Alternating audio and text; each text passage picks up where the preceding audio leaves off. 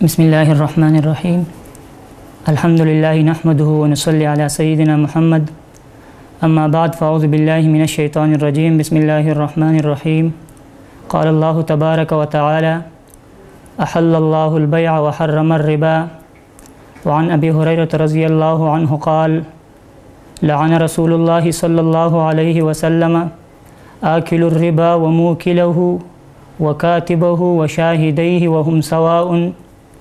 آج کے اس نشست میں ہم سودی نظام کی خرابیاں اور اس کا متبادل کے موضوع کو لے کر حاضر ہوئے ہیں۔ سودی نظام ایک بہت بڑا جرم ہے۔ اللہ جل شانہ نے انسان کو اپنی عبادت کے لیے پیدا فرما کر بطور آزمائش اس دنیا میں بھیجا ہے اور اس کے لیے رزق و دیگر ضروریات زندگی پیدا کیے، پھر اس رزق کے حصول اور باہمی تبادلے کے طریقے بھی بتا دیے تاکہ انسان اپنا رزق بآسانی حاصل کر سکے۔ دوسری طرف کاروبار اور باہمی لین دین کے وہ تمام طریقے ناجائز اور حرام قرار دیے جس کے نتیجے میں وسائل اور ضروریات زندگی پر ایک مخصوص طبقے کی اجارہ داری قائم ہوتی ہو۔ انہی طریقوں میں سے ایک طریقہ سود ہے جس کو عربی زبان میں ربا کہا جاتا ہے۔ ربا کا لغوی معنی بڑھوتری اور زیادتی ہے۔ شریعت کی اصطلاح میں ربا سے مراد مال کا مال کے بدلے معاملہ میں ایسی زیادتی کی شرط لگانا جس کے بدلے میں دوسری طرف سے کوئی چیز بھی نہ ہو، اس کو سود کہا جاتا ہے۔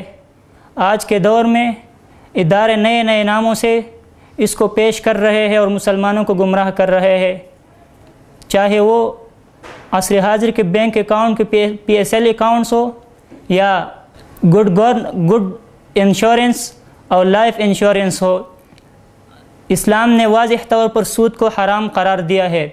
چنانچہ ارشاد باری تعالی ہے احل اللہ البیع وحرم الربا، کہ اللہ جل شانہ نے تو تجارت اور خرید و فروخت کو حلال قرار دیا، اس کے مقابلے میں سود کو حرام قرار دیا گیا ہے۔ معزز سامعین، خطبہ حجۃ الوداع کے موقع پر رسول اللہ صلی اللہ علیہ وسلم نے ہر قسم سود کی صراحتاً ممانعت فرمائی اور اسلامی ریاست سے اس کا مکمل خاتمہ کر دیا، یہاں تک کہ نجران کے مسیحی آبادی کو اسلامی ریاست کا حصہ بنانے کے لیے جو معاہدہ ہوا تھا اس میں واضح طور پر کہا گیا تھا کہ جو شخص بھی سود کا لین دین کرے گا اس کے ساتھ شہریت کا معاہدہ ختم تصور کیا جائے گا۔ اس کے بعد دوسرے واقعے کی طرف آئیے۔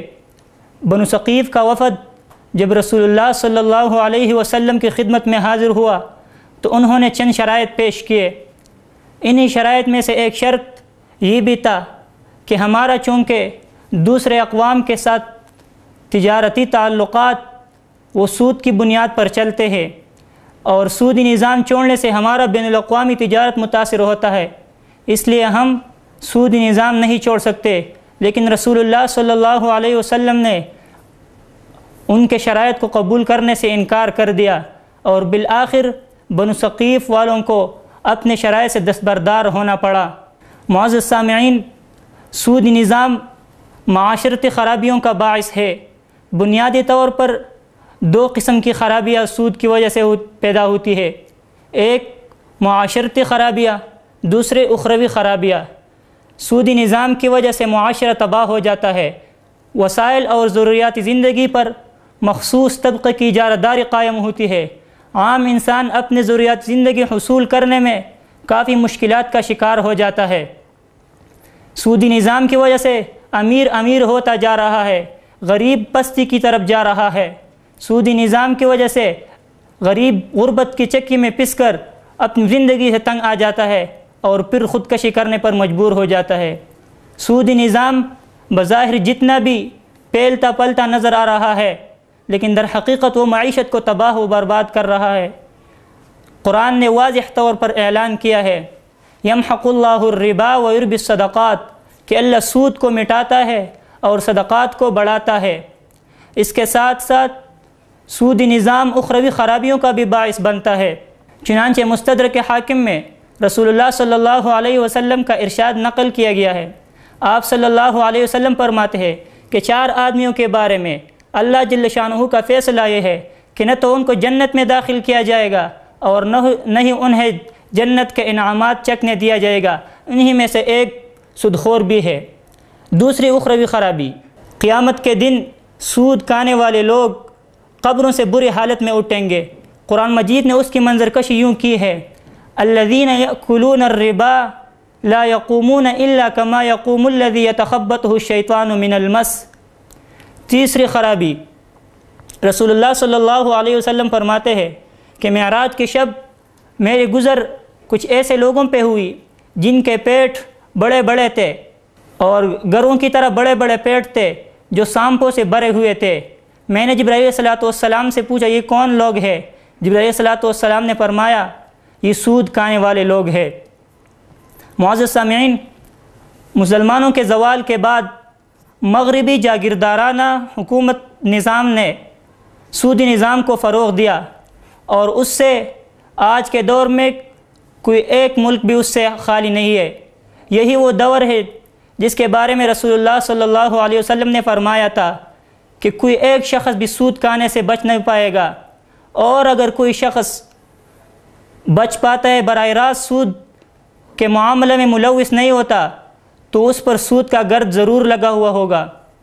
قیام پاکستان کے بعد قائد اعظم محمد علی جناح نے اسٹیٹ بینک آف پاکستان کے افتتاح کی تقریب کے موقع پر کہا تھا کہ ہم اپنے وطن عزیز کے معاشی نظام کو مغرب کے اصولوں پر نہیں بلکہ اسلام کے اصولوں پر استوار کرنا چاہتے ہیں، اور اس کے لیے ماہرین قانون کو احکامات بھی جاری کیے تھے، لیکن آج تک اس پر عمل درآمد نہ ہو سکا۔ معزز سامعین، جہاں تک سود نظام کے متبادل کی بات ہے تو اس حوالے سے اسلامی نظریاتی کونسل نے 1980 میں سودی نظام کے خاتمے اور بلا سود بینکاری کے عملی ڈھانچے پر مشتمل ایک رپورٹ حکومت کو پیش کی تھی، جس میں واضح طور پر بلا سود بینکاری کے عملی ڈھانچے کو متعارف کرایا گیا تھا، لیکن آج تک نہ تو اس پر عمل ہو سکا اور نہ ہی اس کو منظر عام پر لایا جا سکا۔ اس کے بعد وفاقی شرعی عدالت نے ملک میں تمام سودی قوانین کو قرآن و سنت کے خلاف قرار دیتے ہوئے 30 جون 1992 تک اس کے متبادل اسلامی نظام نافذ کرنے کی تاکید کی تھی، لیکن آج تک اس پر بھی عمل درآمد نہ ہو سکا۔ آج کے دور میں جن علماء کرام نے بلا سود بینکاری کی طرف جو ابتدائی قدم اٹھائی ہے وہ قابل تحسین ہے، جس کی بنیاد صرف اور صرف مضاربت اور شراکت پر ہے، نہ کہ سود پر۔ اس کے علاوہ ہم عالمی دنیا پہ نظر دوڑائیں، عالمی دنیا میں بھی سودی نظام کی بلا سود بینکاری کے رجحانات بڑھ رہے ہیں۔ چنانچہ دسمبر 2015 میں ایک قومی اخبار نے خبر شائع کیا تھا کہ روس میں لبرل ڈیموکریٹک پارٹی کے سربراہ نے اسمبلی میں ایک بل پیش کیا تھا جس میں کہا گیا تھا کہ روس میں بلا سود بینکاری نظام کی اجازت دی جائے۔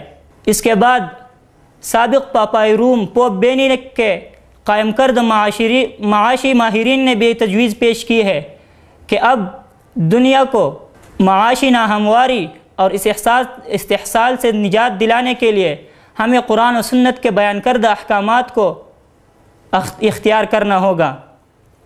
لیکن ہم اپنے ملک پر نظر دوڑائے تو ہمیں بہت افسوس سے کہنا پڑتا ہے کہ ہمارے ملک کہ پاکستان کے عدالت عظمیٰ کے چیف جسٹس نے سودی نظام کے خلاف حافظ عاکف سعید کے ریٹ کو خارج کرتے ہوئے ریمارکس دیے کہ سود ختم کرنا سپریم کورٹ کا کام نہیں ہے، اور نہ ہی میں سپریم کورٹ میں مدرسہ کھول کر سود کے حرام ہونے کی تعلیم دے سکتا ہوں۔ جو لوگ سود نہیں لینا چاہتے وہ نہ لے، اور جو لوگ سود لے رہے اللہ ان سے پوچھے گا۔ اور حال ہی میں کچھ مہینوں پہلے اسی کیس کو دوبارہ خارج کیا گیا اس بنا پر کہ ہمارے پاس اس کا کوئی متبادل نظام نہیں ہے۔ آپ کو تو علماء اور اس کے ذمہ دار علماء کرام کو ٹھہرایا گیا۔ آپ کو تو علماء کرام نے 3 دہائی پہلے سودی نظام کا متبادل کے بارے میں سسٹم متعارف کیا تھا، لیکن اس پر آپ نے عمل درآمد نہیں کیا۔ قرآن مکمل ضابط حیات ہے، اسلام از دا کوڈ آف لائف، اس میں ہر چیز کا متبادل موجود ہے، لیکن آپ علماء کرام کو تو بلائے اور اس حوالے سے ایک کمیٹی قائم کرے جس میں آپ کو سودی نظام کے متبادل کے حوالے سے وہ آپ کو بریفنگ دے۔ علامہ اقبال مرحوم فرماتے ہیں کہ تو ہی کر گیا قناعت چند کلیوں پر، تو ہی کر گیا قناعت چند کلیوں پر، ورنہ گلشن میں علاج تن گئی داماں بھی ہے۔